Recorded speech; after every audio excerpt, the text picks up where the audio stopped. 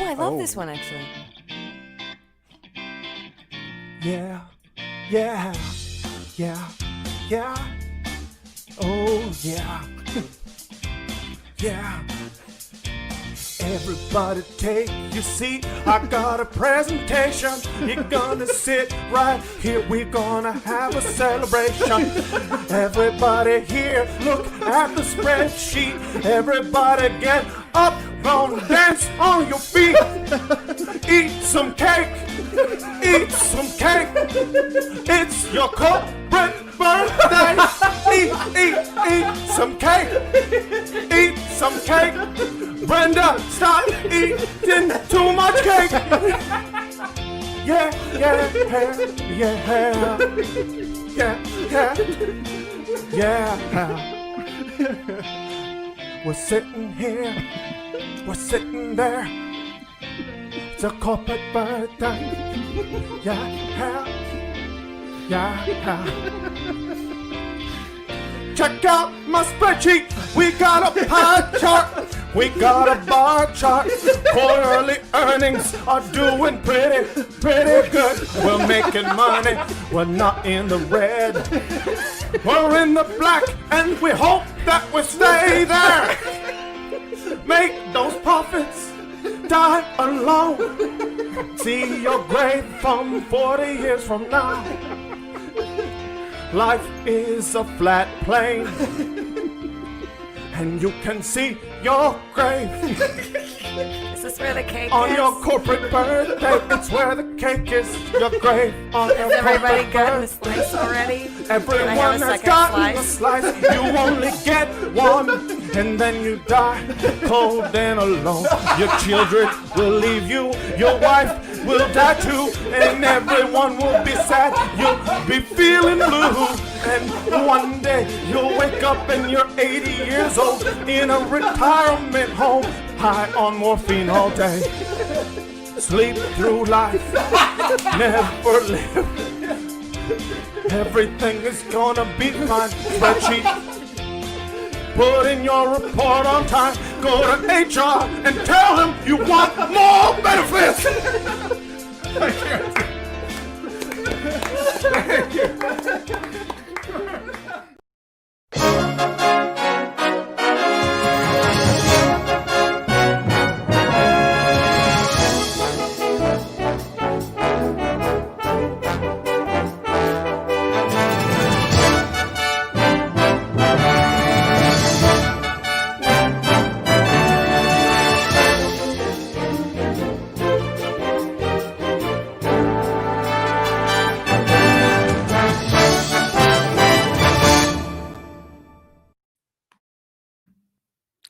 Hey, Matt, what's happening? I can't see you. You're live, dude. You're live. Oh, okay. Hey, what's going on? You're watching, I guess, the Film Drunk Frotcast coming at you actually live or something. Are they watching this actually live? Yeah, they're watching it live.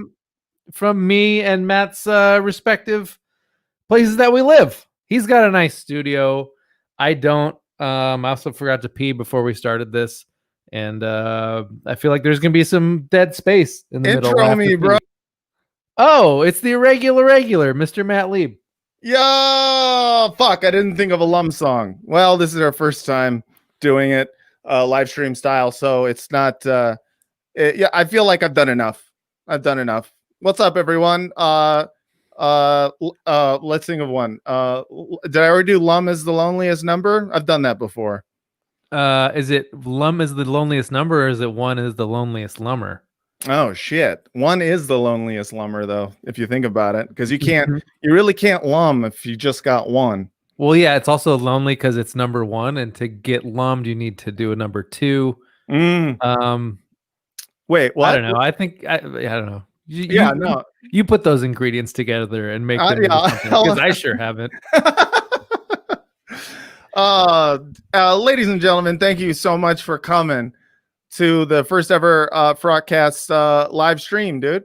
I'm gonna have to focus only on your face because otherwise I have like my own face directly in front of me, and that's very hard to deal with. I don't know if other people like looking at their own faces. Mhm. I sure don't. Especially not there's this camera. The camera does a weird thing where on Yeah. Zoom it's like looking into a mirror, so your right hand is your right hand. Yeah. But this is actually like not a mirror, so this is how Yeah. other people see you and not how you see yourself. So I wouldn't- like you yeah. put the hand up and it comes up, it flips it around on you, and it Yeah. looks weird. I'm not used to seeing that. Yeah, well, I mean, just don't try to like cut your hair using the fucking this app. But you know, other than that, it's better just not to look at yourself. I have a camera that is far away from where, like, this is my eye line for my camera. This is my eye line when I look at you, and so I can just look at the camera the whole time and not have to see my own face, which is kind of nice. Yeah, but then it knows when you're cheating. We know when you're not looking, when you're looking at something else besides. Well, no, they know that I'm looking at you. When I do this, I'm looking at you. And by the way, Vince, you look good. Vince is looking at you, kid. He is looking at Jews, kid. Oh god. No, fucking the motorcycle. Oh yeah, I forgot the motorcycle gang in your neighborhood. Yeah, they're still here. The what do you call it? So when you popped in, people don't know this about Vince, and I was surprised to learn about him, but you hate the way you look. You just don't you don't like looking at yourself. I think I'm just hypercritical. So like if I'm forced to look at myself, I'm constantly going to be like adjusting. Yeah. I mean, like, oh, that looks stupid. Wait, hold on. I got to do this or that. And you can't do that and like formulate sentences.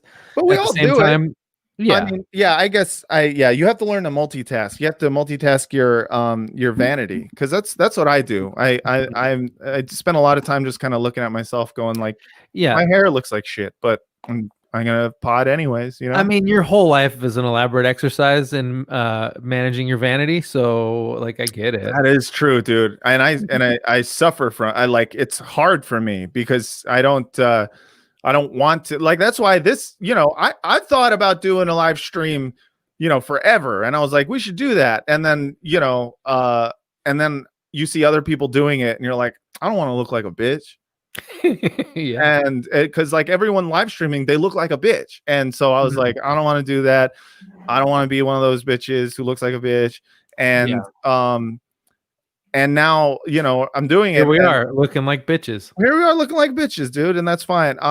Shout out to all of the commenters. Vince, do you see on the side here, you can like look at all the people commenting on. Oh no. See, that's a whole, yeah. See, this is hell a for whole you. other thing. Yeah, really. This is hell. Cause you don't want to look at people. You don't want to look at yourself. You don't it's like we're trying to have a conversation and then you got to like factor in people. See, the reason that podcasting works for me is because like we are talking to each other until it goes out on the internet, and it doesn't feel like a public conversation until it is actually public. Yeah, but you see, now it's like, oh wow, they could be reacting to the dumb thing I just said. Like, otherwise, there's you know, you got your safety leash that if I say something really dumb, I could potentially go and edit it out, which I almost never do. But that's true. That's true. Just knowing that you have that capability is like a little bit of a security blanket. Yeah, you could ruin your life on this stream tonight. Yeah, you say the wrong couple of words and you're donezo, dude. Yeah, and you just gotta live with that. But that's okay, dude. Because fuck it, you know, everyone's gonna die anyways. Shit is, you know, coronavirus everywhere. Fucking, fuck. I don't give a shit. Hey, but look, aren't you happy that you saw first cow before you die? Oh my god, are we there? Are we gonna talk about? I don't know. Should we go movies first and then current events, or vice versa? That would be. I think that would be a first for us to do movies first. Let's do it. So why did we watch First Cow again? Okay, so hold on. But before we get into it, First Cow more like Last Cow. Did you see what I did? You see, I'm using you're using the software. Yeah. I'm using the software, and I could do a bunch of stuff. Like I got, check this out. Wow, I feel like I'm back in 6th grade again. Hell yeah, dude. Did people say that to you? Well, I got Manweenie a lot. Yeah, that makes sense. Manweenie it's pretty perfect because that's like, yeah, men have weenies.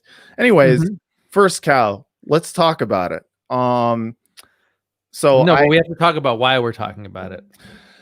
So we're talking about it because I did We this. don't have to, but No, we do, because I need to bring this up because I'm still angry about it. Mhm. So we're talking about First Cow because I did a stupid thing where I wrote a tweet. And the tweet was something along the lines of, "Am I having a stroke, or is anyone else having trouble naming 5 good movies that came out in 2020?" And I would say initially the responses were shit like, "Oh fuck yeah, me too," or people being like, "I don't know, I can't," and then come up with 4 movies, and then being like, "Oh shit, you're right though, there weren't that many good movies." And then somehow it got picked up by fucking film Twitter. Yeah, people that watch 16 movies a week, and they're like, "How could you say something like that?" It blew my mind because I didn't really know what film Twitter was. You know, I've seen people like, you know, fucking sucking Martin Scorsese's dick on Twitter and stuff like that. Marty, and people, please. Sorry, Marty. And people just dedicated to liking Marvel movies and like all this stuff. Yeah. But that wasn't really film Twitter is what I found out. Film Twitter are people who think that making blanket statements about film is the biggest crime against humanity. Basically, there are you people can't generalize. It's like worse to generalize about film than it is to generalize about races to them. Yeah. I mean, honestly, I've been attacked. And I tweeted about this, but I've been attacked by everyone on Twitter before. At some point, I've been attacked by the K Hive. I had the ADOS people after me. Those are the ones who are like their reparations, but only for what do you call it?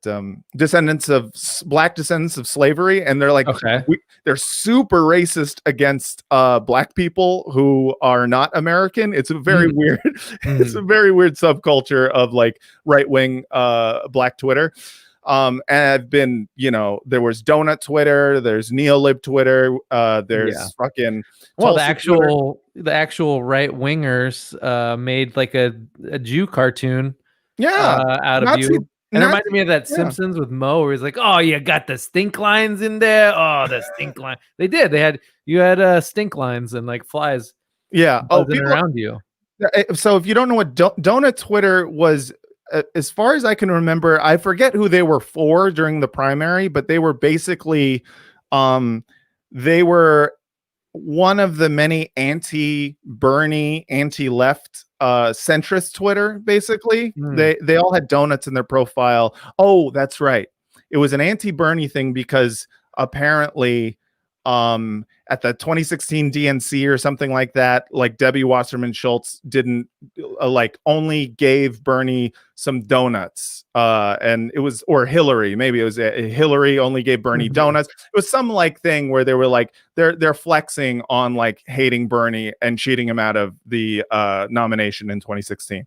So they've hated me. The fucking anti-circumcision people have fucking brigaded me. The intactivists, you mean? The intactivists have brigaded me, but never have I ever been more annoyed at being brigaded than by fucking film Twitter. They are the goddamn worst. They just started giving me lists. First of all, many people were going, "Oh, I guess you're having a stroke," which is like, that's not even a good, like, no, yeah. Like, you know, I opened it up for that. Like, you can't. I already conceded that point. Yeah, I threw the lob. You can't fucking like gloat because you dunked. Like that's why I threw the lob. You can't actually use it as a dunk. And it was just like everyone was giving me lists of movies, and the one that I saw the most that was on like everyone's top 5, besides Charlie Kaufman's really bad movie, which that was in top 5s. Yeah, a lot of people like that movie. But the other one was First Cow, which I had never heard of. Sorry, I should tell you. Should I just tell you about all the movies I see every week? That way you could know about them. Yeah, I mean, I guess, but also I don't care. Yeah, no, that's why I don't tell you, because it's not that. I'll tell you this week. I'll tell you what I watched this week. You want to hear? I would love to hear what you watched this week. Okay, so I saw Herself. That's like an Irish movie. It's on Amazon Prime. That one's actually not bad. Not really like my cup of tea. It's an Irish movie. It's an Irish movie. It's a movie. It's a movie about a lady. What is it called? It's called Herself. Herself, as opposed to himself. I'm sorry. What's it about? It's about this woman who gets beaten up by her husband, and she decides to build a house for herself. Purely out of potatoes. Yeah, because Mhm. she wouldn't fought her da. She And wouldn't she fight her lost. fucking Don, so she lost. Now she Yeah. has to go build her own fucking house out of a potato sack. Jesus doesn't like it when you live on your own as a woman. Everyone knows Jesus hates more than anything. Jesus hates an independent woman. That's why he hates that bitch Kelly Clarkson. I'm sorry, Kelly Clarkson. because she's Miss Independent. It was a reference to a very old Kelly Clarkson song.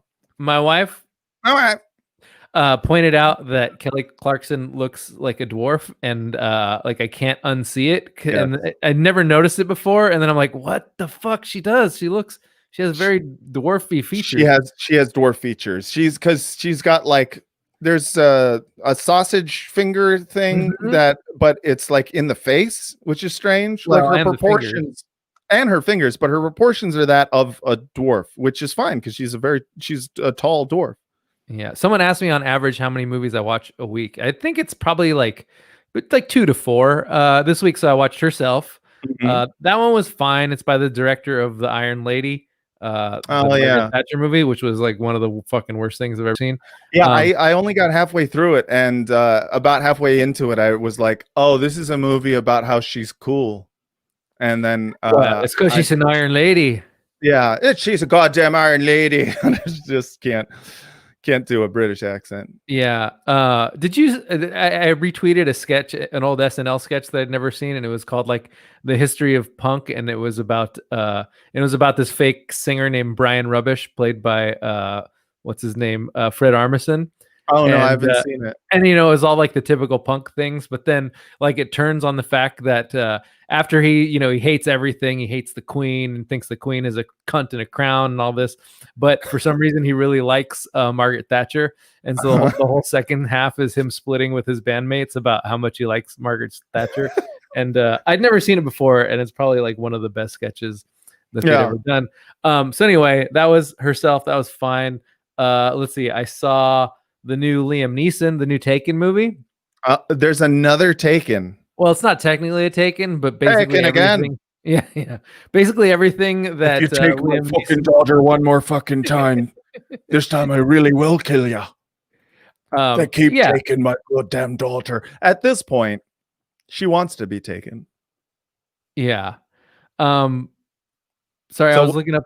Anyway, I keep getting distracted by my own computer. So anyway, Liam Neeson has to take a little Mexican kid and fight off some drug cartels, and that one was fine. It was all right. Wasn't too bad. Called The Marksman. That was The Marksman. All right.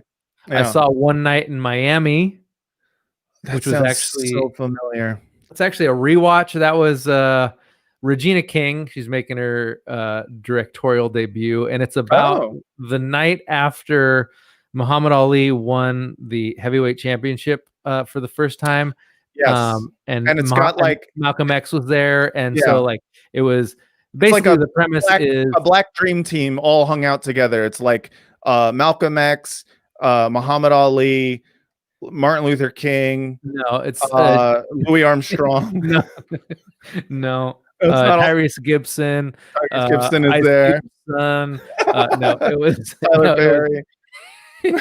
It was Malcolm X, Muhammad Ali, Jim Brown, and Sam Cooke. Yeah. That's what I said. And so that was the premise of the movie, which like that I want to know about those people hanging out. Yeah, but, that does sound fun.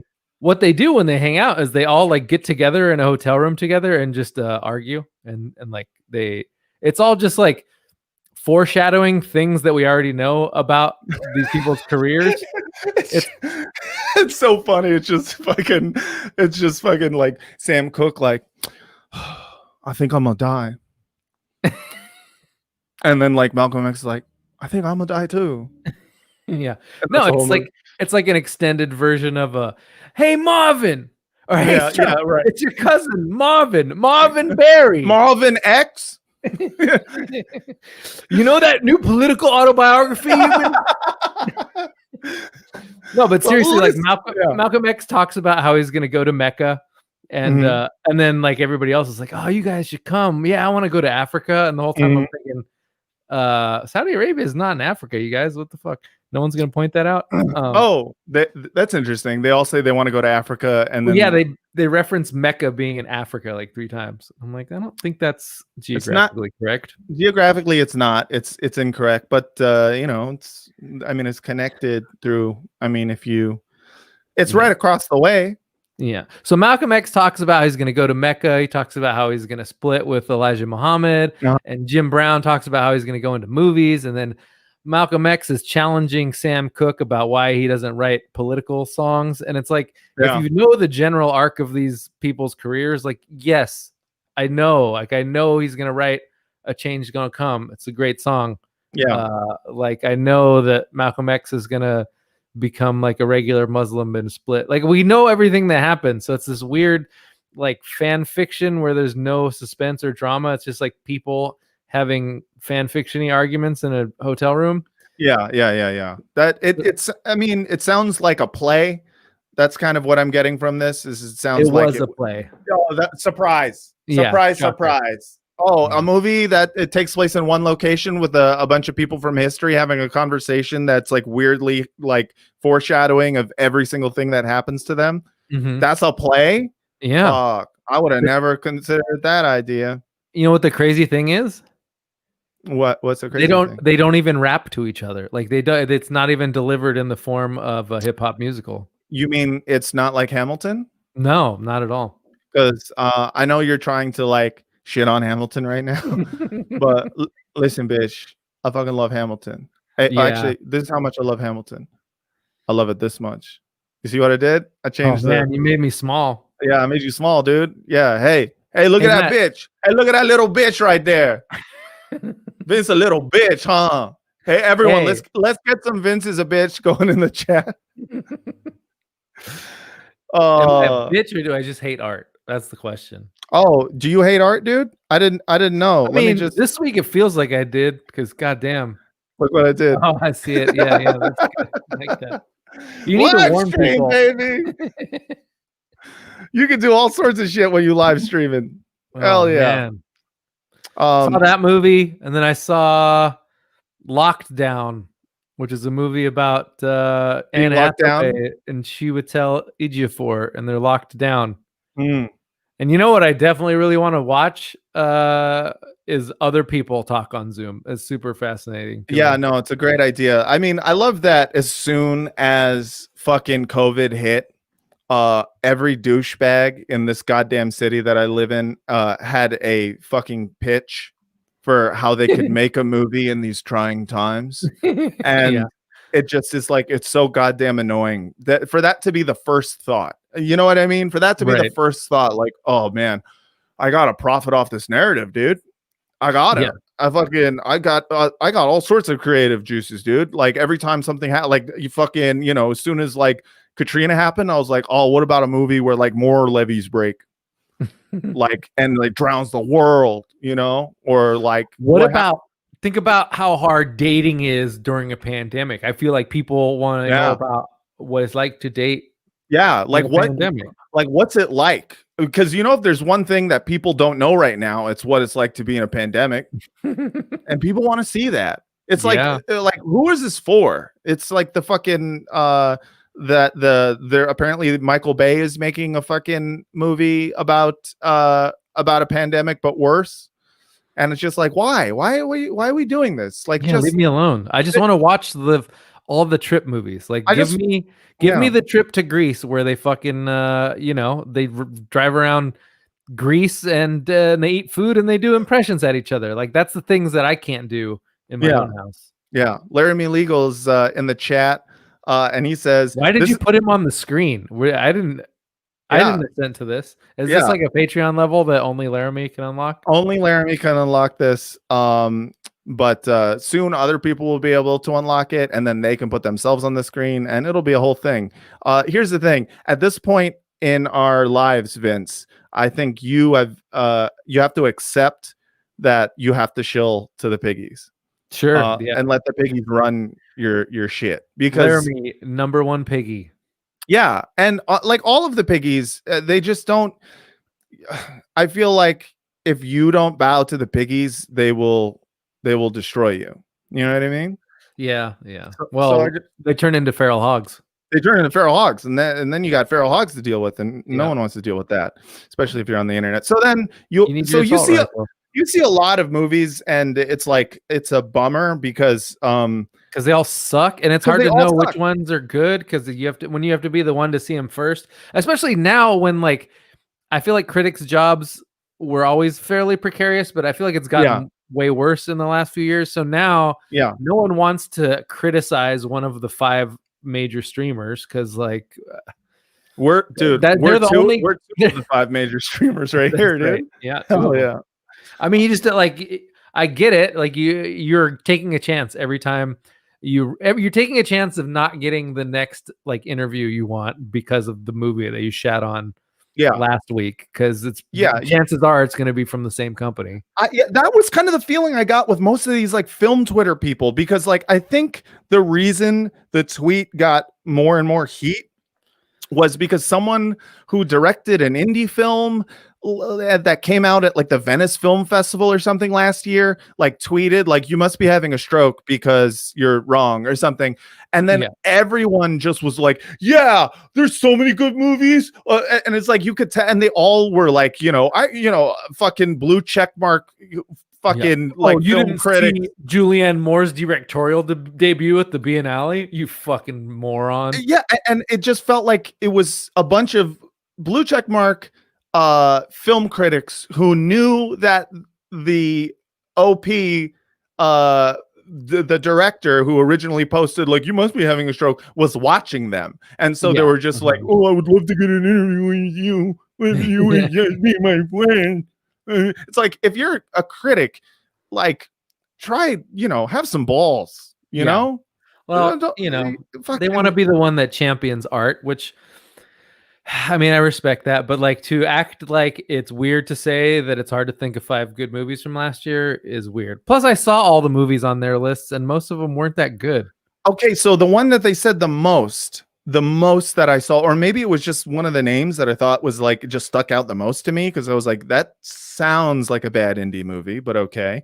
It was First Cow, and First Cow is a story. I just want to address the comments. Yes, it is fucked up that Matt is dating a professional streamer, and so he has, a nice camera setup.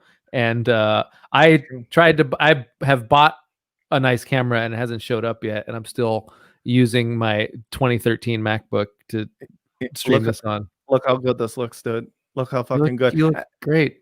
And I just want to point out real quick, my girlfriend, who I love very much and loves me back, streams. But in terms of like the setup, this is all me, baby. I set up this whole room, and I set it up with obviously her career in mind, because that's what a good boyfriend does. Sure. But I also set out thinking to myself, like, at some point I'm gonna get Vince to stream with me, and when he does, he's gonna look so weak because his shit is not gonna look good on mine. And you were correct.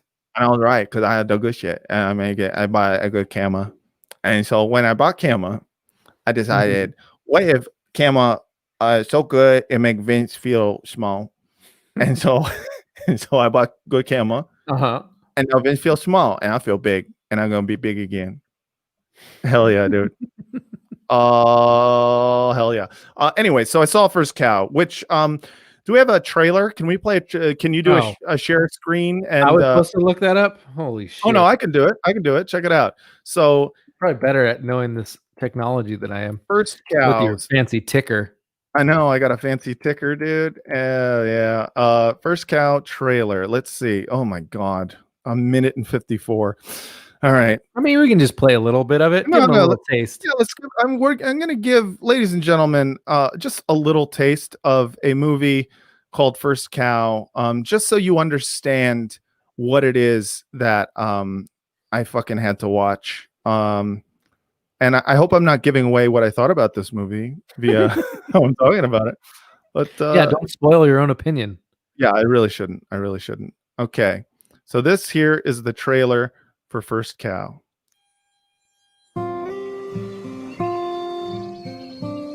What's your name? King Lou. They call me Cookie. My mother died when I was born, and then my father died. I never stopped moving. Then my horse died. Forgetting And then my dog died. Uh-huh. I had a rat. I had to feed it to my snake, and then my snake died. You have a cow. First, I hope my Chinaman doesn't die. This ain't a place for cows. That's no place for white men either. I sense opportunity here. That's the cow from First Cow. There it is. If you guys were wondering who the first cow was, That's the first cow. that's the first one. 6 ingots for that last one. I taste London in this cake. It tastes like a bread pie. A beau- And when the tea is good. Seems dangerous. It feels like I'm walking down Grove Cunt Lane looking for a nice bread pie. Real cow. Yet she barely produces a thing.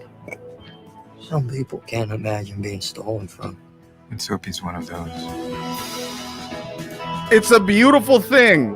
We got a window here, Cookie. History isn't here All yet. of these, It's coming, but All right, that's good. I feel like they got all of these fucking pull quotes make me want to fucking die. It's because they're all, you're lying. You have to be lying. Okay, so first of all, I just want to say that trailer is better than the movie. It has better pacing. Aw. I'm sorry, dude. The movie itself was dog shit. It was literally just like this slow plotting fucking Look.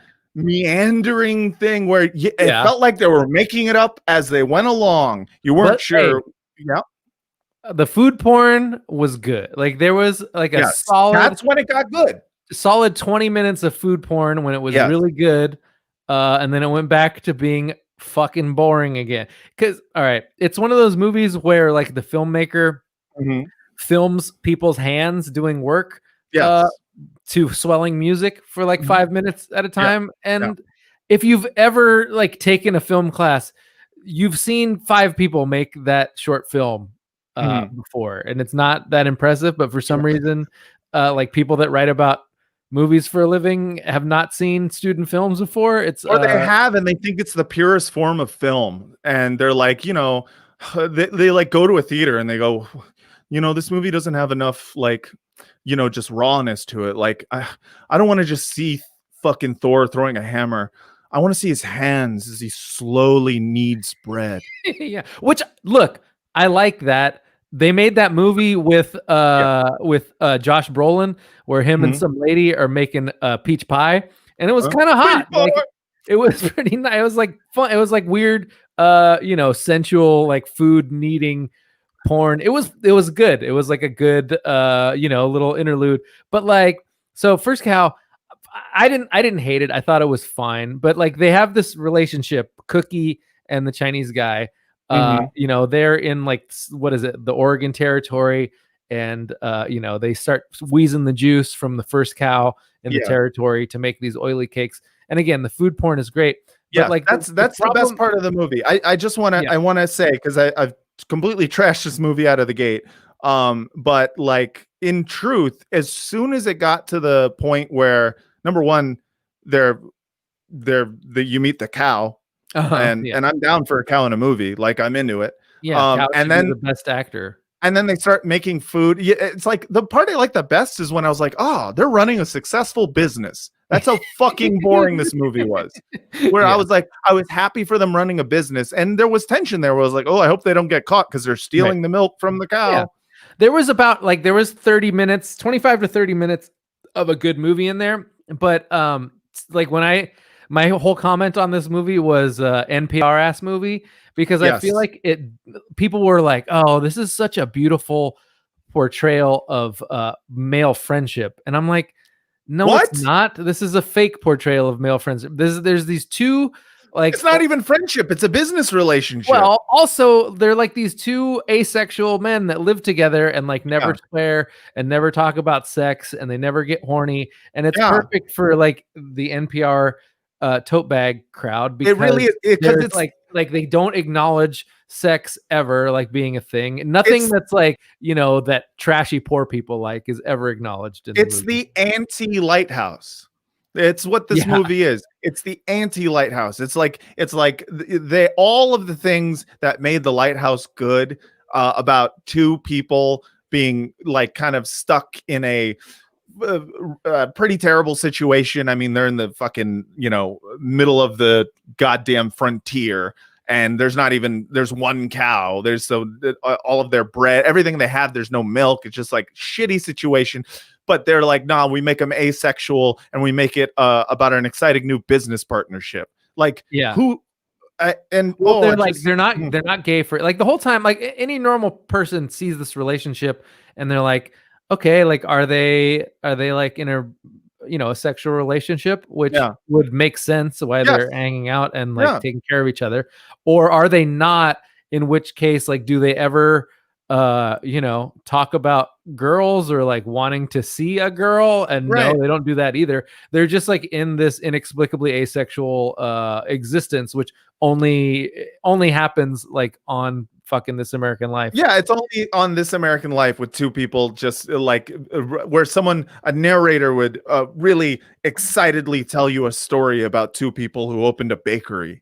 And you're just like, and it's charming, you know. We met a woman who makes what was the Patton Oswalt bit? Who makes blow out of old typewriter ribbons? Yeah, right. Yeah. I mean, it really is an NPR ass movie, like a This American Life Ira Glass ass movie, and I would have been okay with it, if it wasn't 2 hours long. They fucking took so long to get to the point at which they start the twee little fucking story that is the main arc of the movie. And by the time I got there, it was like 45 minutes in, and I was just like, what? And I also was just getting more and more upset at the fact that people were listing this consistently in film Twitter as a movie that was good. And I was just like, if this is your good movie of the year, then I'm excited for the rest of the list. I need you to see Nomadland and Minari. And what about there was a movie called 40-Year-Old Version, which everyone have fun trying to watch that. Have fun trying to watch that one. I got through about like 15 minutes of that one, and I was just like, holy shit, this is I mean, it's an indie movie. Like, I get Clerks doesn't have good acting either. But so yeah, it's like bad acting and like hokey little like jokes. I did ever send you that John Dolan essay about how New Yorkers are the biggest fucking rubes in the world? That was basically that movie where it's like there's something about, you know, NPR ass New Yorkers that for some reason they really like hokey ass humor. It's like a New Yorker cartoon humor. Yeah, and that was that movie. It just, I mean, there's literal dad jokes in it. There's literal, like, the jokes that exist in the story are him telling a joke, the setup punchline joke. Like, trying to think of it as like, what side of the tree has the most branches?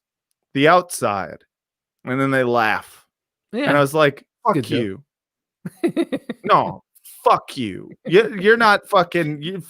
What are you trying to run up the pages on the script with that bullshit? Oh well, let me introduce you to another movie called Pieces of a Woman, where Shia LaBeouf, his whole character is like making jokes like that the whole movie.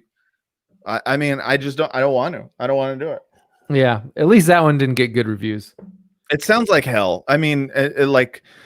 Oh, and now I feel like I have to, because I don't know what's going to get an Oscar this year. I don't know what's going to get nominated. I don't know for anything. Like, I really don't know. And you're the one who talked shit on Palm Springs, even though I didn't talk shit on Palm Springs. I called it Groundhog Day 2, and I feel like that's a compliment, because I feel like they took, you know, the Groundhog's Day thing, just the same way Russian Doll did.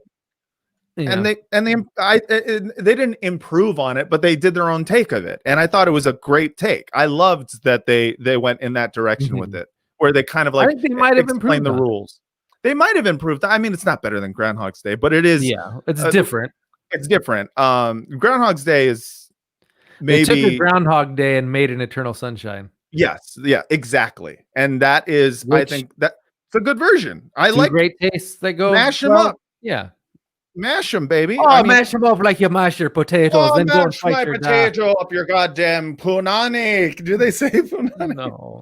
No one said that. No, I wish they did. If we got any Irish people in the chat, how do you say vagina slang in Irish? Cunt. Connie.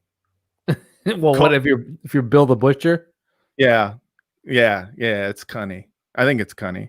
Anyways, so basically, the movie, they're stealing milk from the cow, and They're wheezing the juice. they're wheezing the juice. And eventually, the guy who owns the cow, who's a British man, eats one, and he's like, "Let's take a lot of bread pie from my home. Where's the perfect bread pie?" And then he invites him to make more bread pie. How many times has he raked this bread pie? I feel like it's been baked and raked, and he takes it. It's all the things to make a perfect pie. All right. Yeah. One thing leads to another. Eventually, they get caught, and then they run away for the last 20 minutes of the movie. It's just them running away, and then they die, and that's the movie. And it opens die at the end, did they? Yeah, that's the skeletons. The opening of the movie starts with Alia Shawkat. Is that how you pronounce her name? Yeah. She's like hiking, and she finds a couple of skeletons. Wow, I totally blocked that part out. Yeah, well, that's when I knew. I was like, "Oh shit, this is going to be a bad movie." Because it makes it a little better in my mind, because at least there's closure. Yeah, there's closure. I mean, it's just like, I don't know. I have a thing where I don't hate Alia Shawkat. I'm sure she's a lovely person, but there's something. I love her. Well, there's something about seeing her in the opening of this movie that I was like, and it was also the credit sequence when it was like Alia Shawkat, Llewyn Bremer, Toby Jones, and then you watch the movie and you go like, they got booked on some fucking like they are some 1 to 2 line having motherfuckers in this movie. Yeah. They were there for a day. They were on set for one day. They were on set for a day so that this indie filmmaker could get this made. I guarantee it. And so I just knew. I was like, because I knew it took place in like the 1800s, and it opens with Alia Shawkat, and I was like, oh, we're gonna do some fucking like back in time thing. She's not in this movie. I was hoping she would play another character, but yeah. Also, there's something about Alia Shawkat where she has the feel of someone who would like fuck your dad in high school. Is that like a type that you knew? Yeah, I don't know. It feels like someone who like you're thinking of Mina Suvari, by the way. No, I'm thinking of Alia Shawkat. She seems like someone who like you'd be like, "Oh, are you fucking my dad?" And she'd be like, "Yeah." He's a grown man. He can do what he wants. And be like, "You still married to my mom?" And she's just like, I don't see how that's my problem. And you'd be like, "Man, Alia Shawkat's fucking my dad." And like, I want to hang out with the girls you knew in high school. No, this is not a type I ever knew, but it was a type I always feared. Does that make sense? Okay. Someone who would break up my family?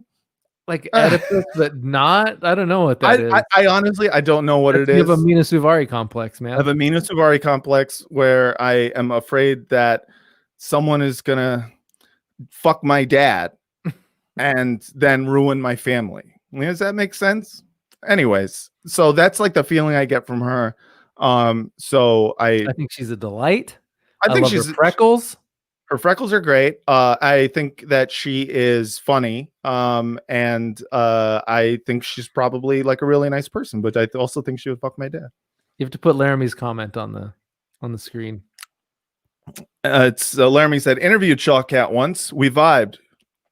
She said to call her Shaw Kitty moving forward in our relation. See, that's what I'm saying though. Like she would fuck my dad. She would Okay. say to my dad, "Call me Shaw Kitty," and then I would have to be there and be like, "Dad, don't you dare! You only call Mama Shaw Kitty." And then one day I would find them making out. Gross, man.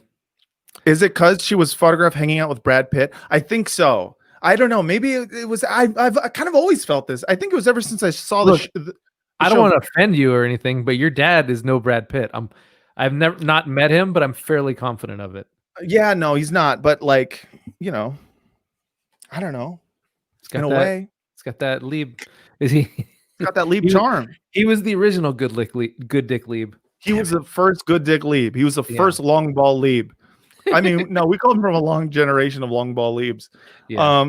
So anyways, in conclusion, first cow, Solid B plus. Solid B plus. Yeah. I mean, I just don't get that thing that people that are really into the New Yorker do, where in order for art to be good, it can't like it has to be mannered to a certain degree. It's like very it has to be super genteel. Like they can't ever talk about sex or have actual exciting things happen. It's like, oh, I only like the jokes that make me smile in my head.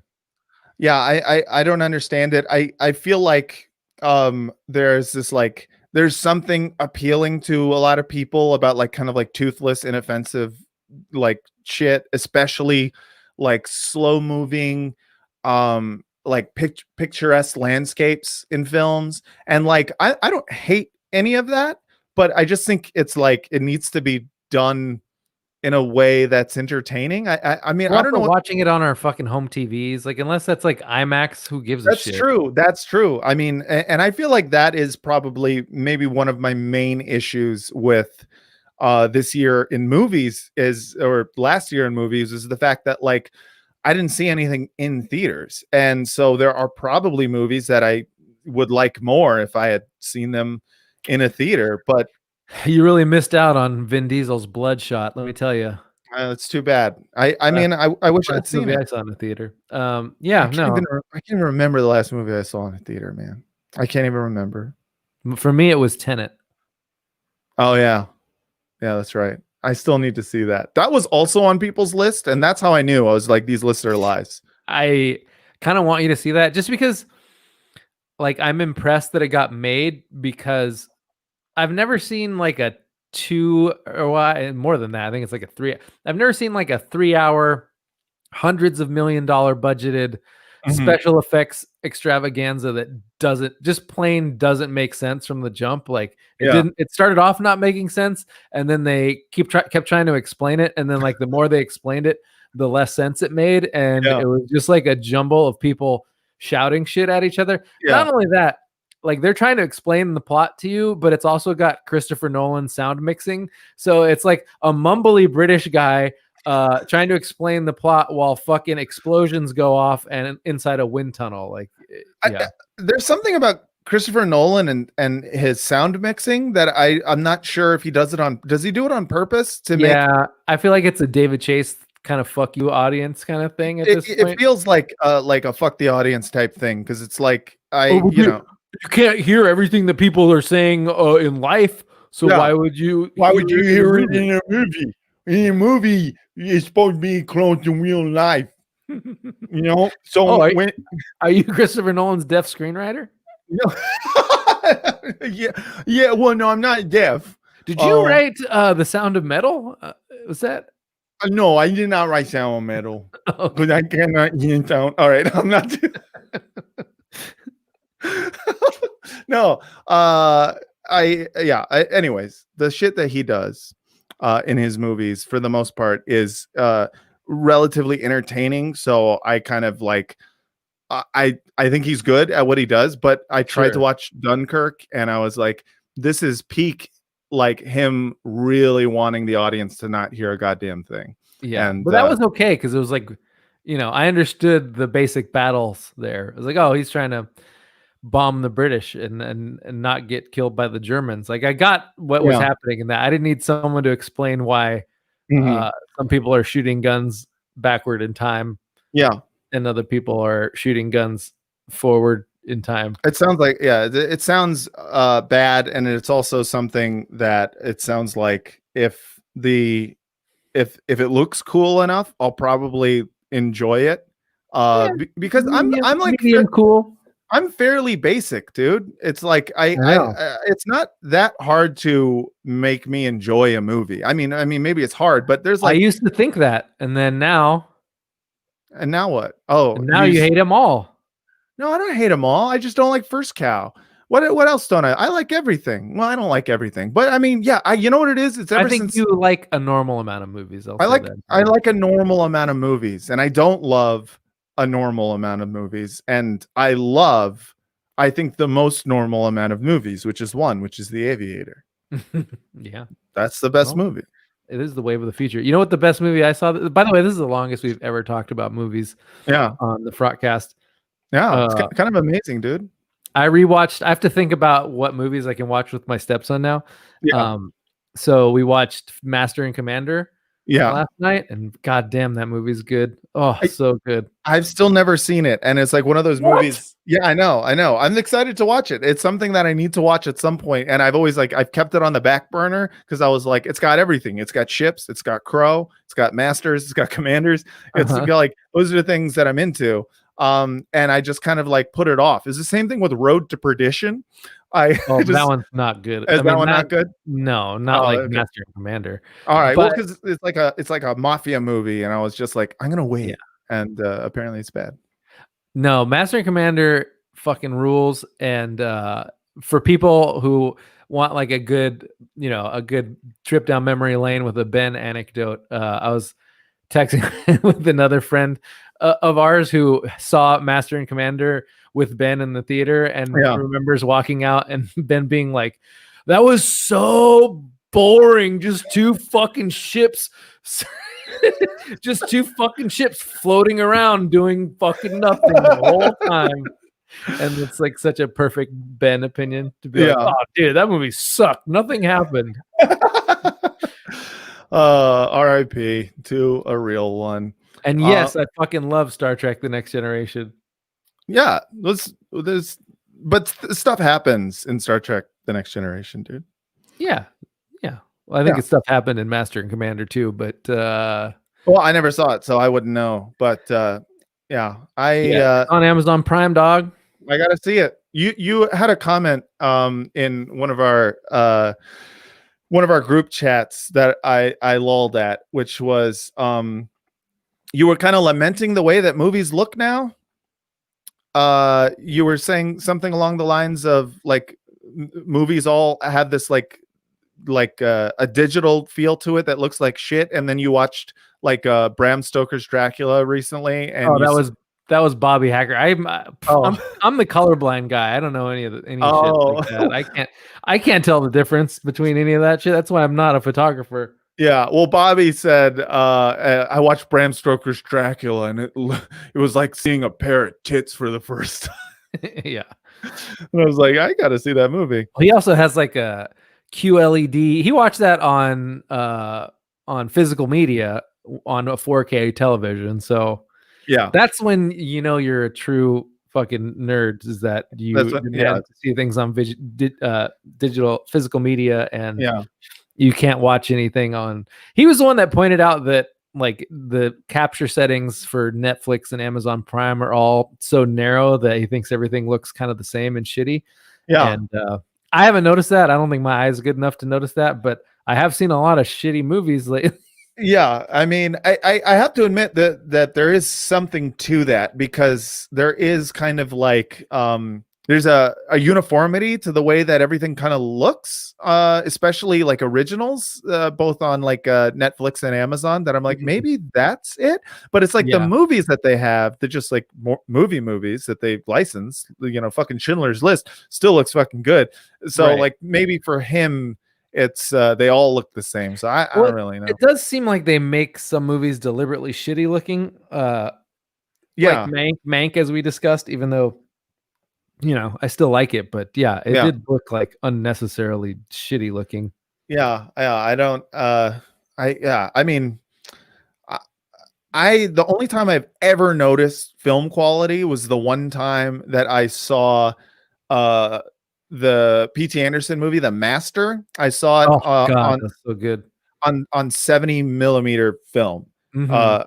in San Francisco, and it was amazing. I was Yeah. like, oh shit, like this looks good. I was like, Yeah. I mean, I'm an idiot, so I don't know what I'm looking at, but I'm like, this is the most HD. Yeah. How did it It's get not- it so high? The def. How did they get the def so high? Did they have a deaf man? All right, I'm not gonna get canceled for doing an impression of a deaf man, so I'm not gonna do it. And also, I want to point out, just for future reference, a bad screenwriter is not deaf. He's just stupid. Yeah. People should know that. They should know that. I don't know if you're helping, but right. do we want to talk about? Oh man, there's so many things to cover. There was Armie Hammer being a cannibal. There's Armie Hammer. There's a few things, and there's one thing that we are going to do. Just teasing it now. We are going to be taking live calls pretty soon. As soon as one comes in. Well, yeah, but Vince, here's the thing: you're gonna have to, you're gonna be the one who has to do the screen share, so that because I don't have access to your Google Voice. Ooh, I don't know. Are they gonna see some shit inside my account that's not gonna be? I guess not. Yeah. You just you log in, you open up the screen, you go to Google Voice, and also you're the only one who's gonna dox me, you guys. I'm the only one that's gonna hear it. You're the only one who's going to be able to like talk directly to the person. Yeah. But I'll tell you what to say. All right. Well, look, I want to talk about our fine young cannibal, Armie Hammer. Oh, all right. So, I have the text. Yes, I have the text. DMs? Do you know who the DMs came from? I don't know who the original poster was of Armie Hammer's DMs. His sexy DMs. I don't either. I kind of like looked into it, and I immediately kind of got disgusted by the whole thing, not because of the cannibalism, but because of the way that the story morphed. Because it couldn't just be that it was hilarious that Armie Hammer's kinky. It had to be like he was a moral problematic. Exactly. And that he was doing like emotional abuse or something, and it was something where I was like, I don't know, that could be the case, but also like, but you don't fucking know that. You don't know that, and also like, let's be clear as to what's happening here. These were leaked for the lulz. People don't understand that they can just laugh at something without it being like a moral judgment anymore. Yeah, and where I stand against like this kind of like knee-jerk outrage is when there is no crime, and not to say crime, but it's like from what I could read, it's just that he's a sick fuck. And like, being a sick fuck isn't illegal. I mean, it depends. Yeah, what if I call something sick fuck? That usually means non-illegal shit, and non-problematic shit. Because I don't, listen, some people like to are into blood play. I'm not, and I think you're a sick fuck if you are. But also, you're probably you like people drowning in dirt. That's normal to you. I mean, I'm also a sick fuck. Yeah. Well, to me, the story was it reminded me a lot of Tiger Woods, because like for Tiger Woods' entire career, I thought he was like the most boring human alive, because he's been famous since he was like 3, so I kind of don't blame him. Like, he's just super guarded persona, more so than like any public figure ever, probably. So like, he'd get on camera and he'd be like, I thought I hit the long irons really well today, and I only had about the C+ game on my wedges, but luckily the putter was working, and that's the result you see. Like, that was Tiger Woods' like entire persona for like fucking 15 years, when he was one of the greatest athletes ever. Sure. And then finally it comes out that he's like a crazy fucking horny ass dude this whole time, like banging Perco's waitresses and having fucking and like just trying to wife up every chick he meets in every town across the country for a while. And I was like, oh, why couldn't Tiger Woods have been interesting this whole time? Instead, he fed us like this manufactured, boring ass persona. And so now it's like Armie Hammer, like up until now, I just thought he was like the most boring wasp on earth. Like I thought he was, basically like a rich kid fucking Winklevoss. And it turns out no, he wants to fuck you so bad that he fantasizes about eating you, which at least makes him interesting. I mean, it makes him someone I want to like be like, hey, tell me more. Like, I want to know more about you now. Before I was just like, Before I didn't give a fuck. I thought we knew everything. Even when you were two Winklevosses, you were half interesting. And like now I'm like, okay, all right, tell me more about yourself. So here's the big one that I think got shared the most, which is and again, the veracity of the yes. Oh, I love it. The veracity of these tweets is questionable, and in fact, I do believe that he's denied it. He is vehemently denied it. My favorite thing is that when you try to hit two spaces to make a period, sometimes it fucks up and you get B, and so you sound like a fucking 80s rapper where he says I'm 100% a cannibal. I want to eat you. Fuck, that's scary to admit, B. It makes it so much better. Very Cholo. Oh, that's scary to admit, B. So yeah. Here it's oh my god, this is my best Armie Hammer. That just made me so hard, and it makes me confused as to why. Is that even possible? So hard. Why is he Buffalo Bill now? Oh yeah. Is that a great big fat person? Oh, so hard. Thinking of holding your heart in my hand and controlling it when it beats. I love that one. Thinking of holding your heart in my hand and controlling it when it beats. He's a fucking poet. Like, that is good erotica. I'm sorry. I mean, that is like straight up, like I just want a Kalima Shakti Day all over that fucking pussy. Like, I want you to moan Om Nom Shibai, Om Nom Shibai. Like, I am Lum Shibai. Lum Shibai. I am 100% cannibal. I want to eat you. I just love this moment of vulnerability where he's just like, I want to eat you. Fuck. Yeah. It reminds me of that Kate Willett bit where she's having sex with a guy and she tells him to talk dirty and he says, I'm gonna kill you. No, he says, I want to squeeze your boob, and she's like, can you be a little dirtier? And he goes, I want to kill you. Yeah. That's a great bit. Just I want to eat you, and then fuck. That's scary to admit, B. The vulnerability of that. I've never admitted that before. Even though he's probably sent the same text to like 10 girls. Oh, for sure. Like, that is like, it's like, that was my Tinder game back in the day. It was like, hey, you want to go do a heist? It was some lame fucking normie shit like that. Man. And it was just like, send it to 1,000 women and be like, you want to do a heist?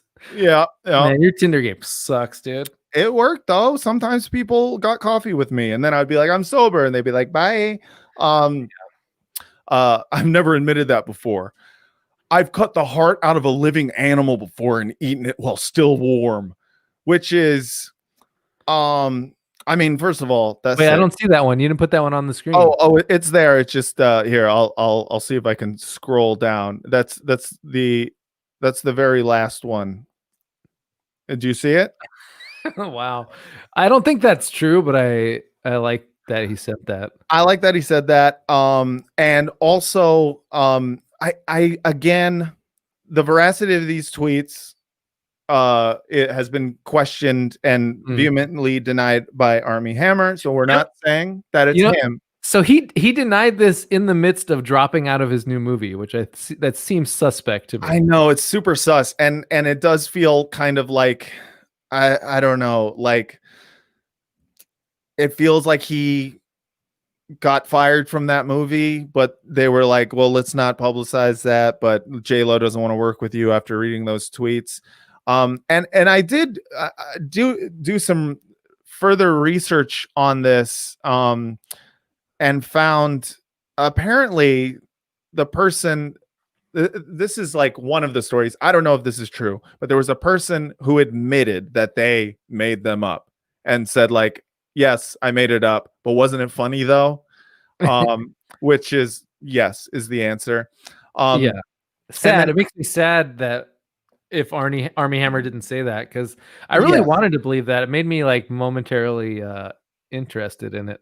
Yeah, but then there was like a so the person who like publicized it and really like turned it from like a this is funny story to a Me Too story. Like heard about the like recanting and at first was like, oh, okay, and then decided again to unrecant and say no, it's all real and I stand by it.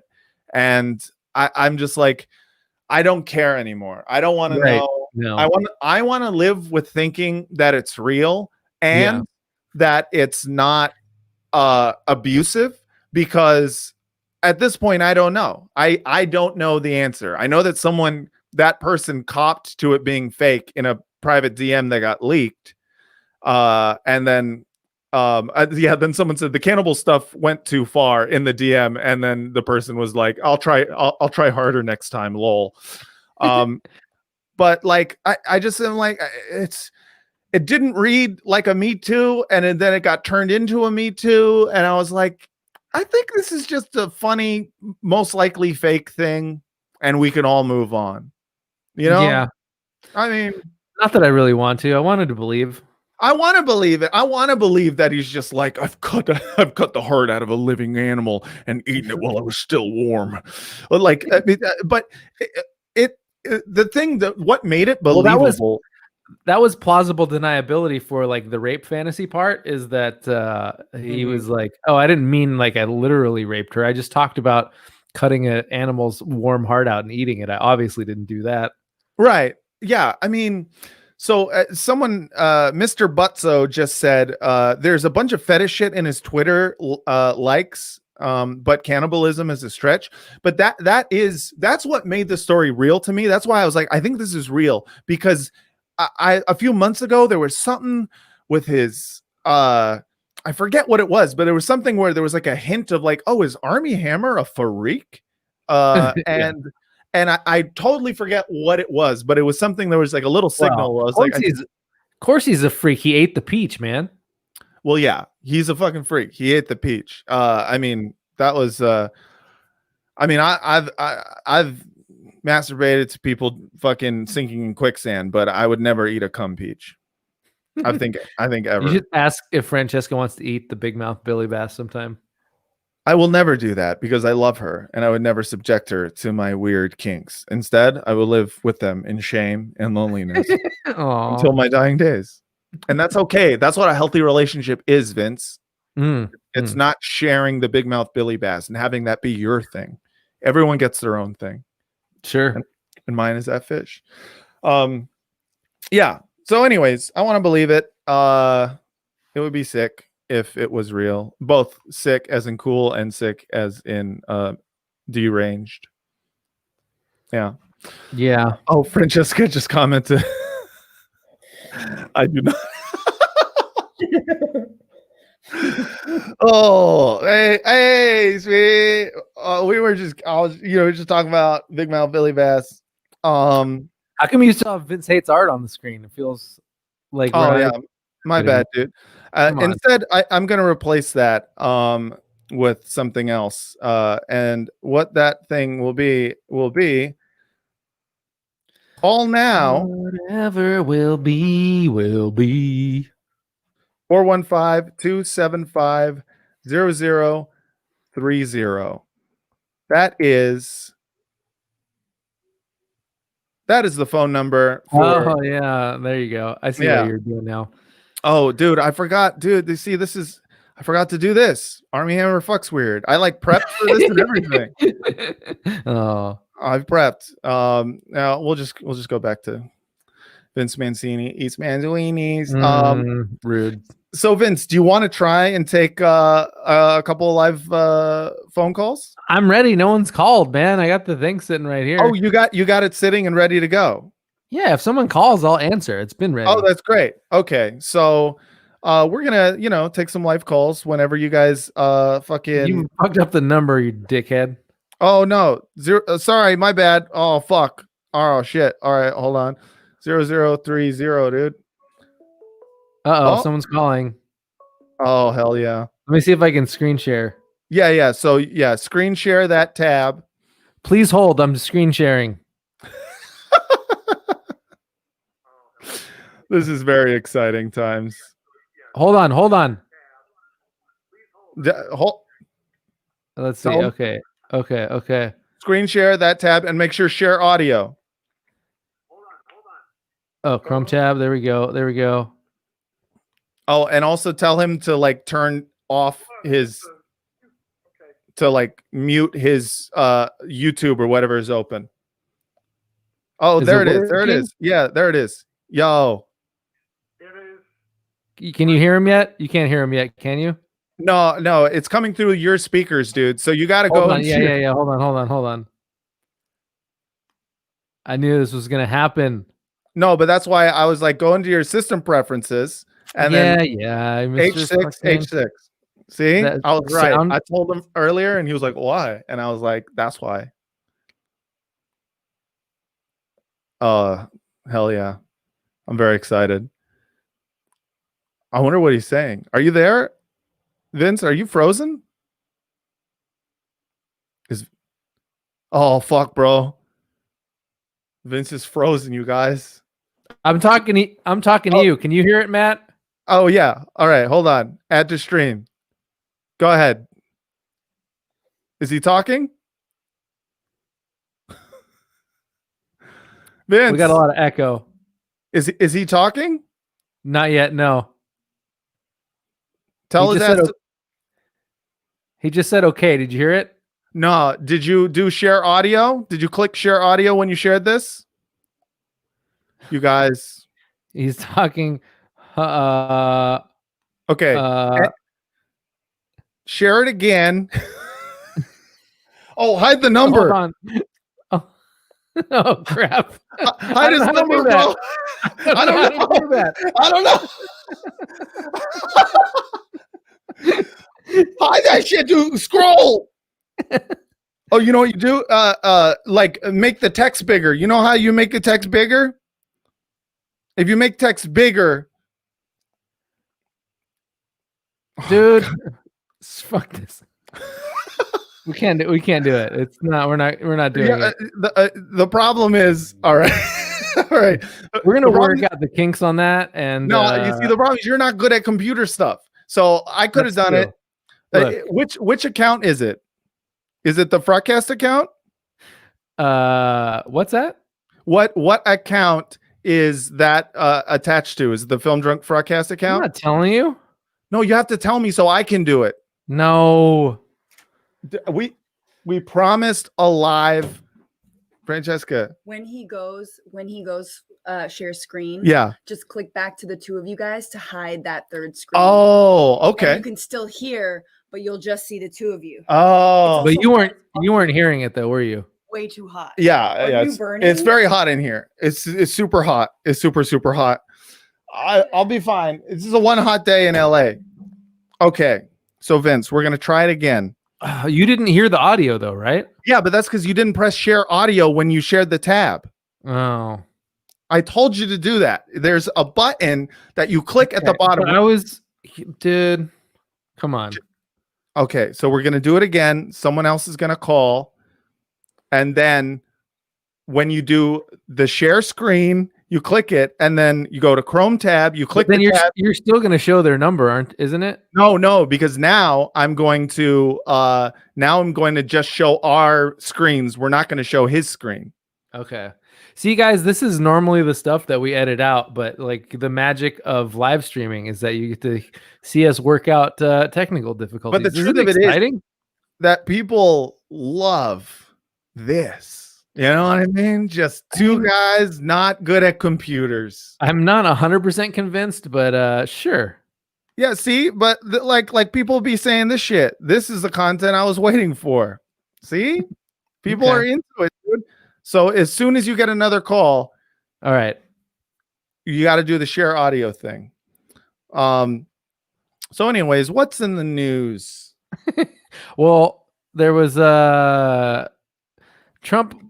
I can't believe this was news that Trump saying that he wasn't going to pay Giuliani was like, oh, you know what was a good story? It was the shit story What's the shit story? about the Secret Service people not Oh having my a place to God. shit. Yes, that was incredible. That was like next level. Like, tell the story. The story is about So basically, Ivanka and Jared Kushner have a Secret Service detail, because they're fucking close enough to the president. But they have 6 bathrooms in their house, and they wouldn't let the Secret Service people use any of their bathrooms. And so, which is so incredibly I don't know what the word. It's so incredibly Larry David of them that I almost respect it. Like there's something about it that's so like revolting. Like you have to be such a disgusting human being to be like, I have 6 bathrooms and I can't stand the idea of one of them, like someone else's lowly doo-doo going in there. Only like high class refined doo-doo is allowed in our 6 bathrooms. That I'm like, you guys are like, yeah, I mean, you're next level. Not letting the help use your bathroom is, that's pretty on the nose. So like what they've been doing was, I guess, like Obama lives nearby and Mike Pence lives like a mile away. Mm-hmm. So, well, first they tried to get a porta potty, but they just like put the porta potty like in the neighborhood on the sidewalk, and all these like rich assholes were like, hey, we don't want a fucking porta potty like sitting blocking our sidewalk in our like nice neighborhood because it looks like shit and we can't get by on the sidewalk, as if any of them were walking. But right. So what they were doing was, I guess the Obamas lived nearby and they had like a garage that's like downstairs with a separate bathroom that they would just go in to the garage and use the bathroom there. And I got to find the actual quote so I don't mess this up. The Obamas did not use the garage, so the extra traffic to and from the command post caused no problem.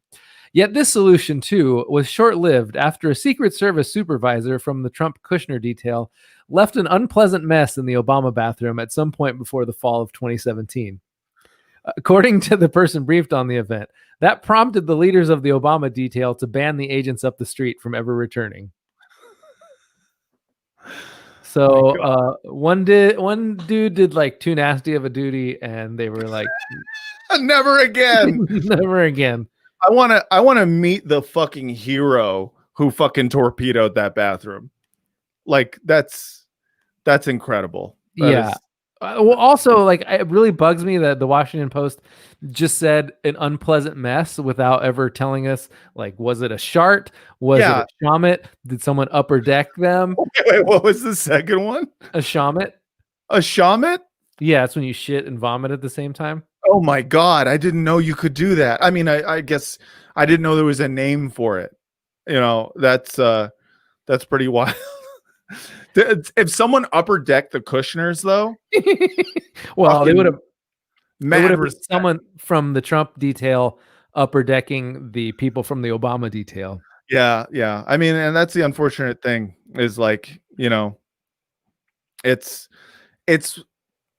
I call for decorum in our political life, because every time I'm like, oh, wouldn't it be cool if someone upper decked the Trumps? It's like, they're going to upper deck you and all of your heroes way before you upper deck them. Yeah. And it's going to be so much worse because this is like straight McDonald's do. Like, it's so, you know, that's why I'm like, hey, you know, let's call a truce. Everybody shits. Yeah, we're gonna get pulled if you used to do licensed material here. You're not allowed to do licensed material. Damn it. Well, I just did like one bar. No, it's okay. You're allowed to do it. Did we get any calls in the meantime? You keep asking, like I'm not gonna port Because them I over if we do. feel like you're not. I feel, that's what I feel. We're getting one.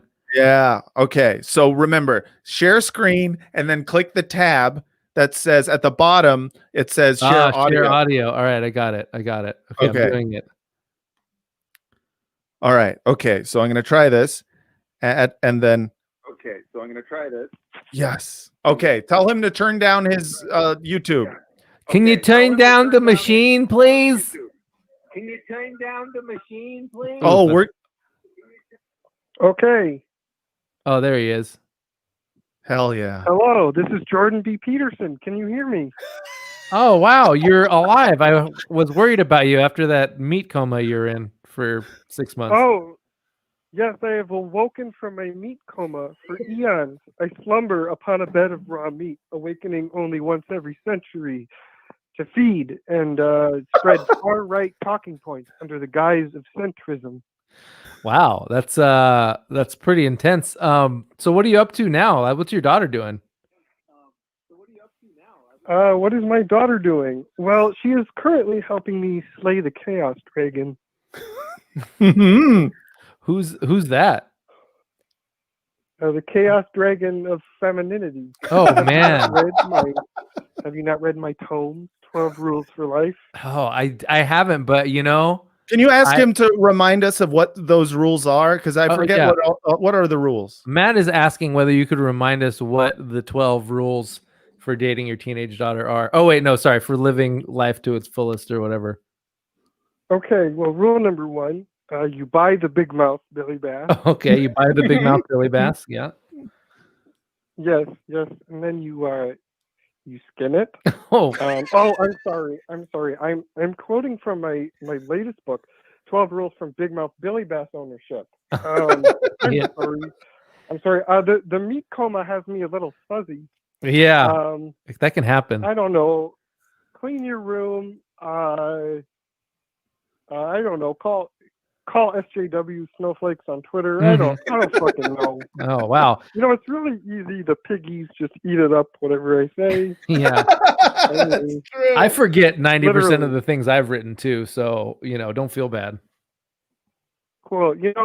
I know you guys are trying to yes and me, but unfortunately, I am not quite good at that. So I think I'm just gonna hang up. No, he was telling me he was doing great. You were doing great, and we appreciate it. Okay. Go eat the beans, and look out for my new book, 12 Rules for Big Mouth Billy Bass Ownership, and don't eat cheese after midnight. Oh, hey, thank you for that. Have fun in Serbia, and don't listen to your daughter anymore, but tell her I said hi. I will go back to my meat coma. Good night and good luck. Yeah, I like that he's gonna go back. He's just like, anyways, gonna go back into the meat coma. Thank you, Jordan B. Peterson. It's nice to get like a celebrity caller on this show. It is nice. Shocking.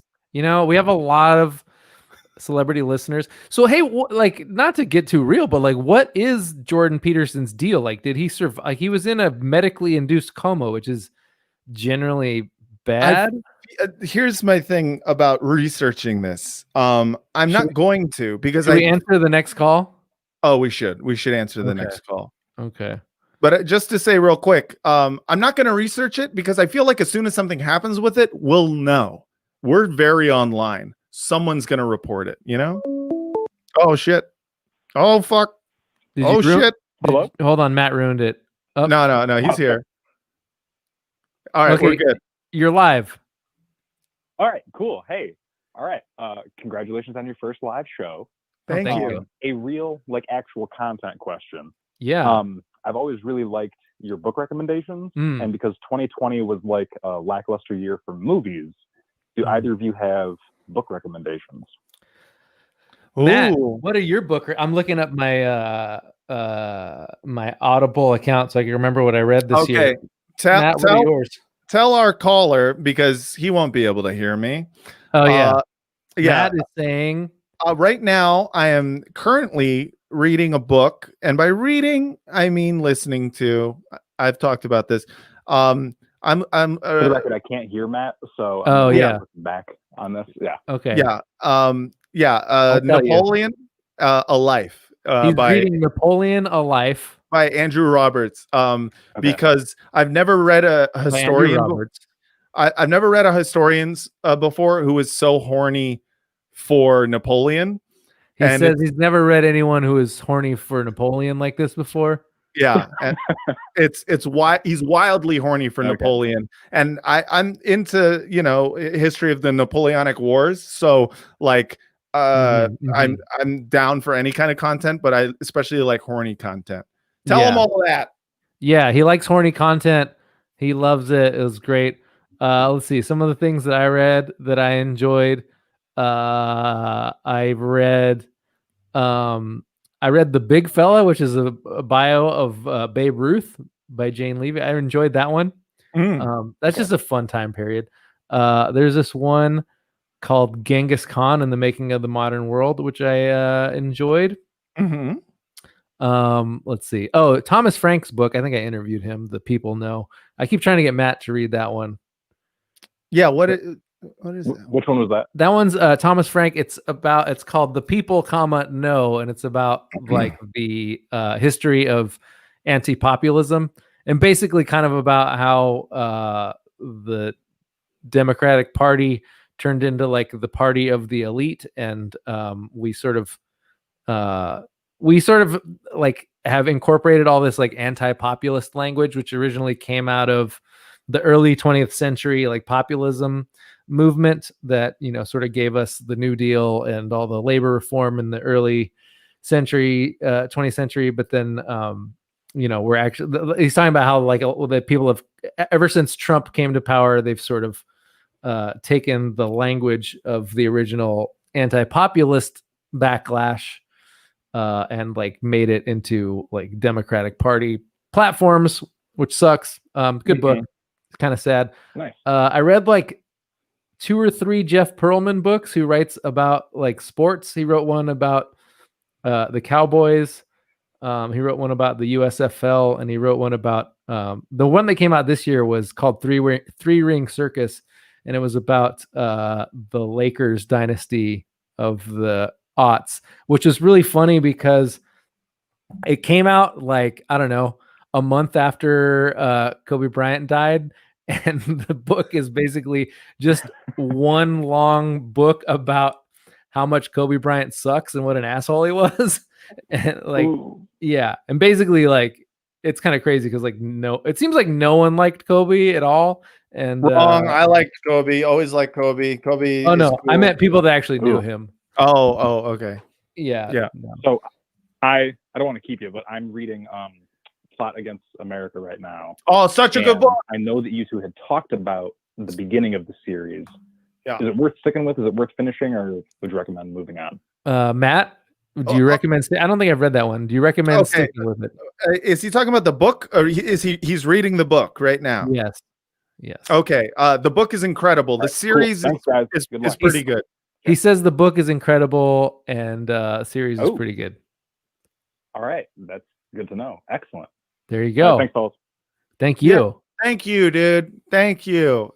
I gotta say, calls going great. The best part is only one of us can talk to them. Yeah, you gotta work that part out. And we gotta relay the message.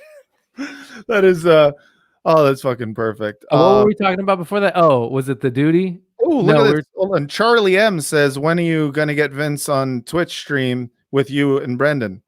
At some point you have to start playing video games, dude. Yeah, I have to buy like a gaming system. You gotta buy a game system, dude. Because once you start gaming, dude, let me just tell you, once you start gaming, your life's gonna fucking change, dude.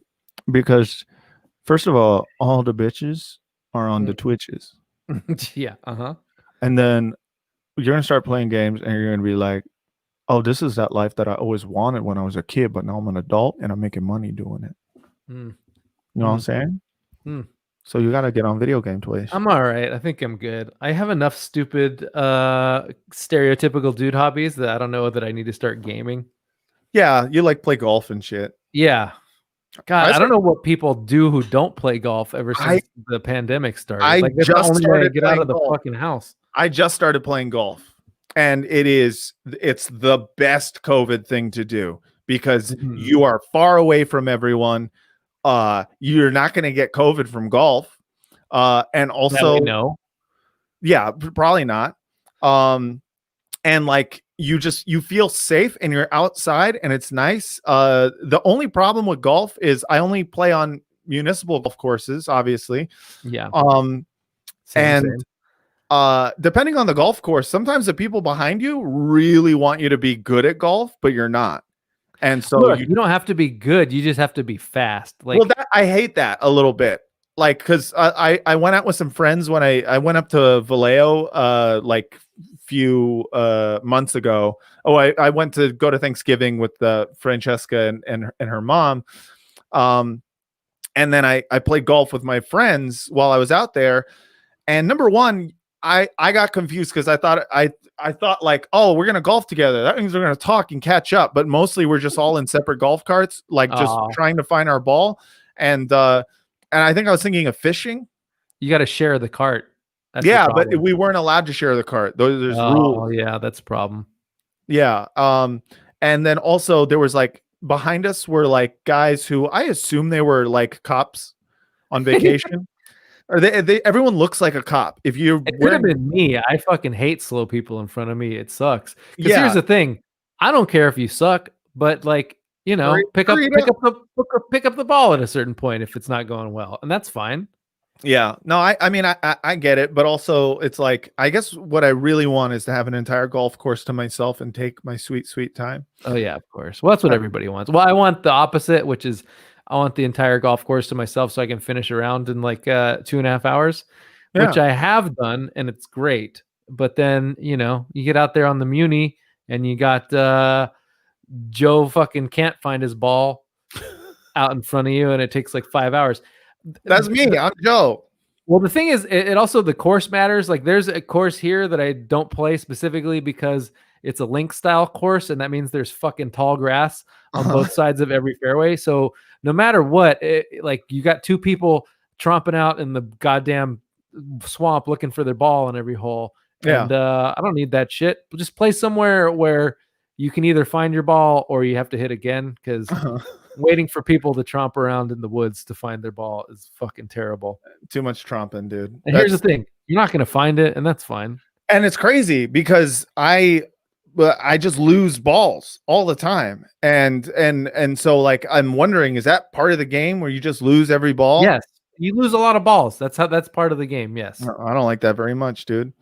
So we got a question from the audience here. Vince, what kind of beers do you like? IPAs, stouts, pilsners? I like a darker lager for the most part. Oh shit, you like a darker lager? Yeah. I like a beer that's got a little color and not too much hops, whatever that fucking consists of, which is tough ever since IPAs started, where people think IPAs are the only type of craft beer, which is pale and has a lot of bitter hops in it, neither of which I like too much. Yeah. Well, I remember back when I used to drink a beer that I liked a lot was heroin. Oh yeah, that's a good one. Yeah, you don't even have to taste it. You don't even have to taste it. Go directly into the veins, dude. Get your shit together, dude.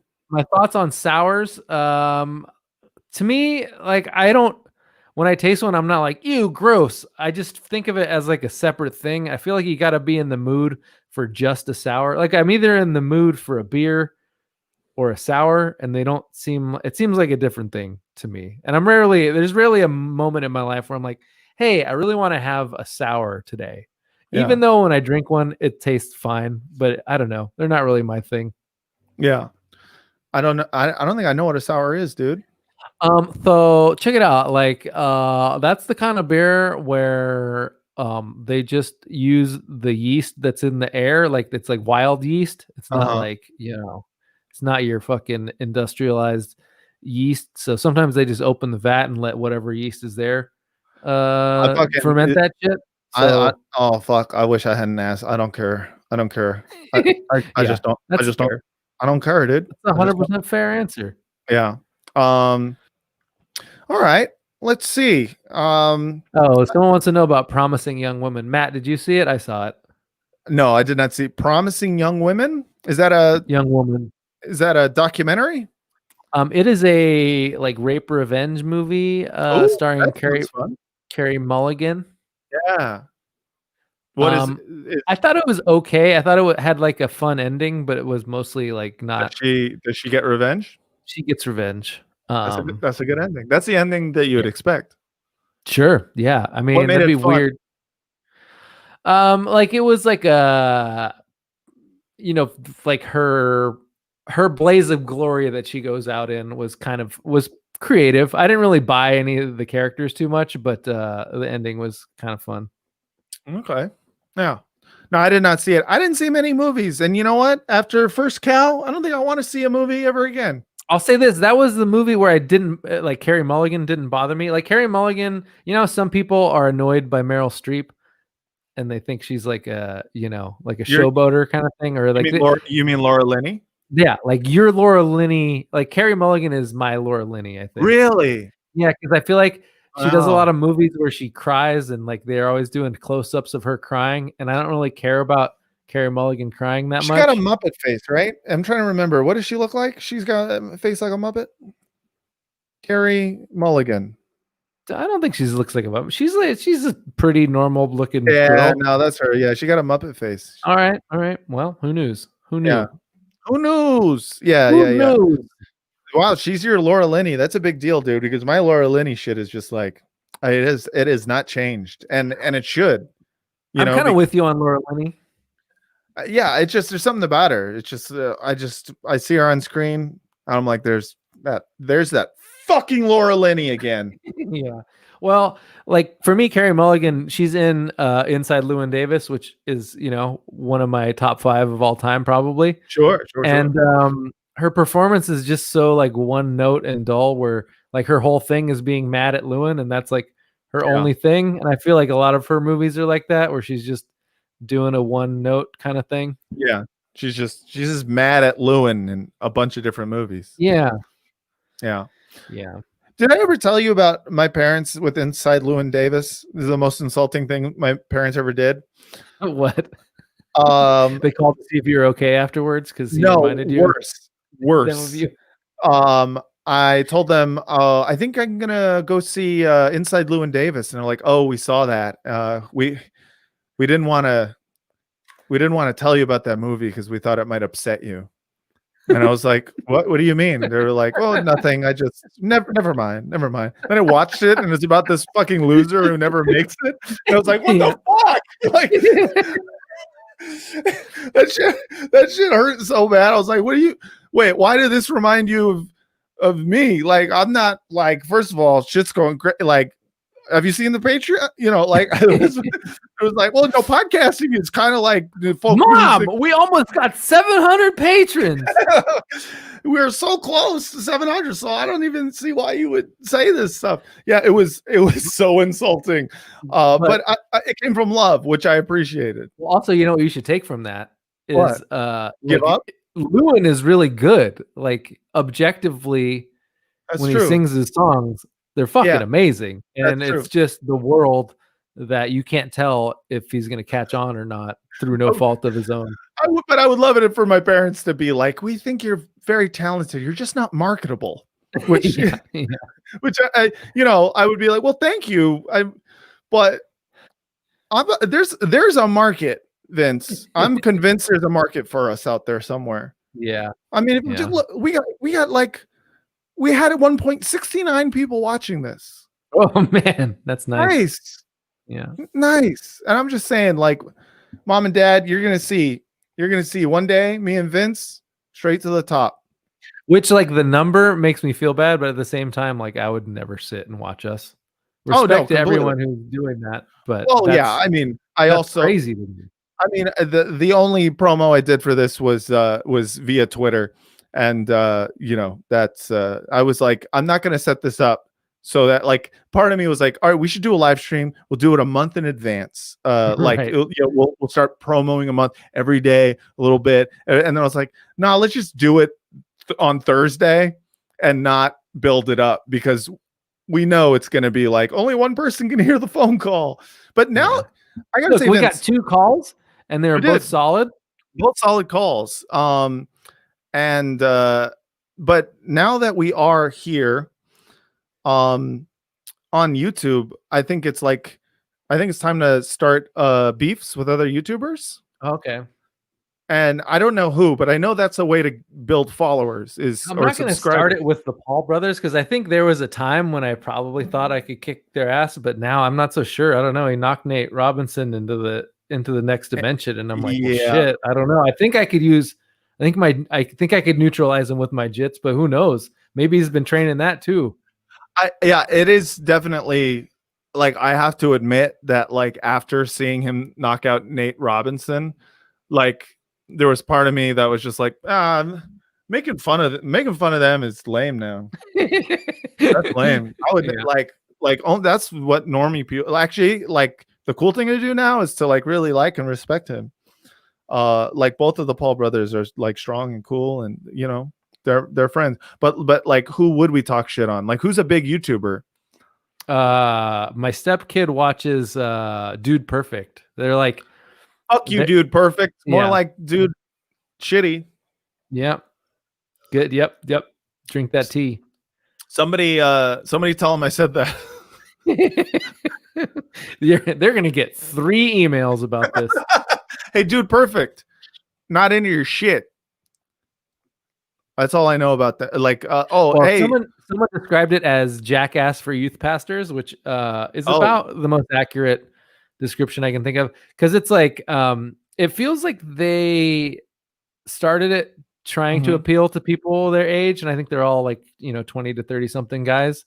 Yeah. But they seem very like Christian athlete-y, and like the only people that it really caught on with like 8-year-olds for whatever reason, and not adults. But it's weird because they'll be like, their video will be like the beach stereotypes, and then it'll be just like a series of act outs about like the different types of people that you meet at the beach. And I'm like seeing my like nephew and stepson watch this, and I'm like, I'm pretty sure they don't know what a stereotype is, but they think the act outs are really funny.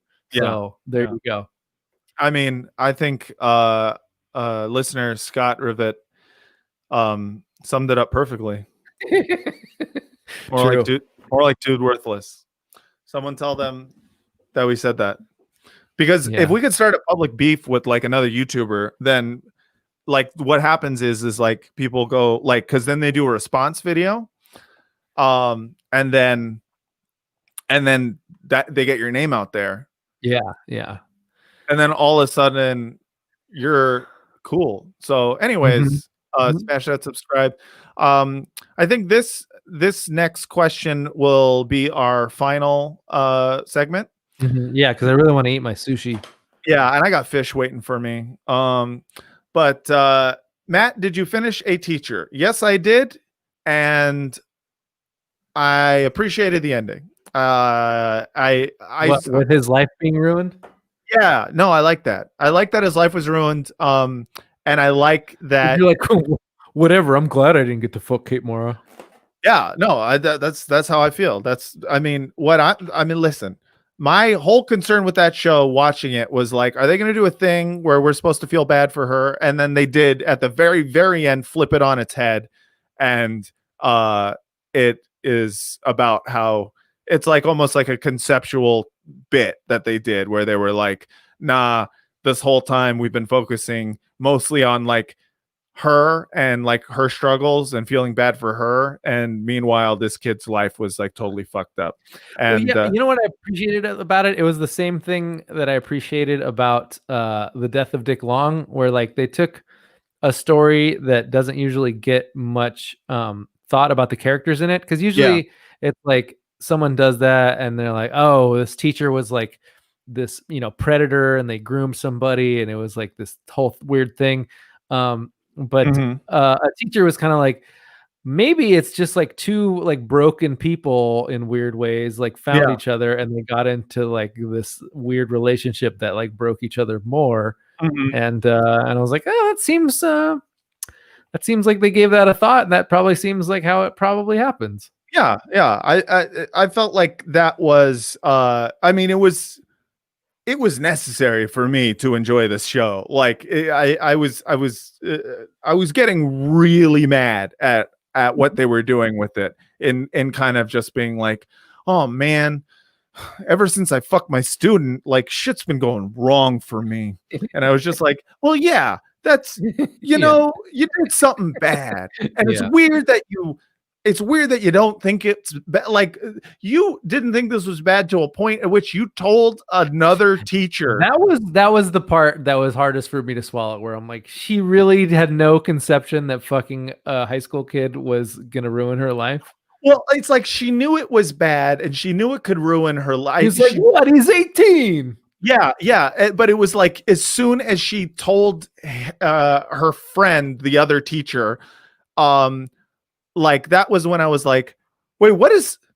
Because I was confused. Like I was glad that the friend like flipped out on her, but it was timed her out immediately without even a second thought. I enjoyed that. Immediate snitch mode, which like I never respect a snitch, but also I expect a snitch. See that? That's the new t-shirt line I'm selling. Never respect a snitch, but always expect a snitch, because like that's what people do. They snitch. And the idea that she thought that wouldn't immediately lead to her being snitched on and then her life being destroyed, that, I mean, part of me kind of was like, I don't know if her friend would immediately snitch. Like part of me was like, she would probably have to like carry it and then just be like, you have to break up with him. She would think about it for a couple days at least. Yeah, at least a couple days, but it was kind of like she immediately went into snitch mode. I thought the election version of that was a little more realistic, where what happens in election? So what's his name? Mr. Jessica Parker. Matthew Broderick. Yeah. His friend is fucking Tracy Flick, and he finds out about it, and he's like kind of horrified. I mean, he is horrified. Yeah. But he like doesn't say anything about it. Yeah. And you know, he doesn't try to cover for the guy or anything, but he's like, bro, this is stupid. This is crazy. I'm just gonna pretend he didn't say that kind of thing. And the guy gets caught. And So Astro Pancake says,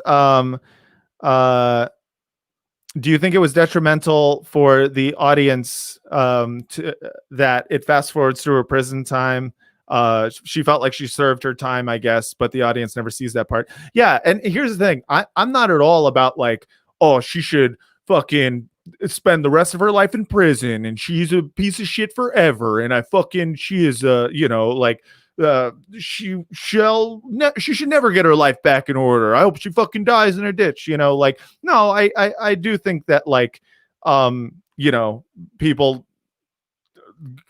people do get better and they serve sometimes they get better because they went to prison, but I would say most of the time prison doesn't necessarily help.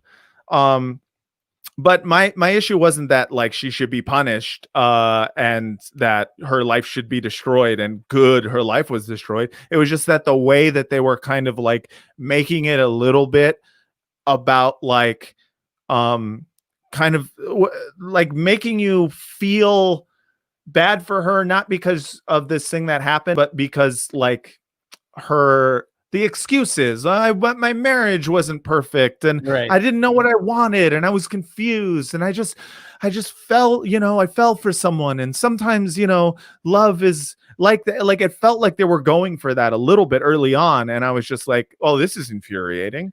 I like the punk rockness of making it like legitimately like trying to make it sexy when they were hooking up. Like that's it was pretty punk. I appreciated that. Yeah, no, they went for it, dude. They were just like, oh well, this is hot, so we'll make it hot. Which is fine. But also I wanted to see where they were going with it, and it made me very nervous because I was very nervous that this was going to be a thing where it's like it is, I don't know, like not advocating but passively just passively being okay with someone taking advantage of their student. And I was like, that's not cool. Worse, I thought it was going to be like a feminist reading of it, where it's like, actually, it's we're reclaiming statutory rape. And I was just like, I really hope no one would be stupid enough to make a thing like that. And they didn't. And I appreciate that. Cool. Well, solid B plus from this viewer. I gotta say, solid B plus show, and I gotta say, solid B plus live stream, dude.